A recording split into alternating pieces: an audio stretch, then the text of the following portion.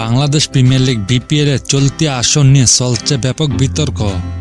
খেলোয়াড়দের পারিশ্রমিকের ক্ষেত্রে cheque bounce, বিদেশি ক্রিকেটার না খেলার সিদ্ধান্ত এবং নো বল হোয়াইট বলের মতো অদ্ভুত ঘটনা নিয়ে বিরূপ প্রতিক্রিয়া বাড়ছে।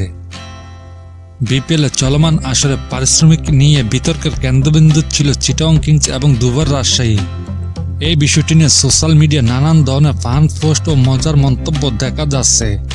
অনেকে দাবি করছে, যদি বিপিএল এর ওপেনিং সেরিমানিতে গান গাওয়া রাহাত ফাতে আলী খান পূর্ণ পারিশ্রমিক পান, তাহলে বিপিএল এর খেলোয়াড়দের উচিত ম্যাচ খেলতে যাওয়ার পরিবর্তে গান গাওয়া।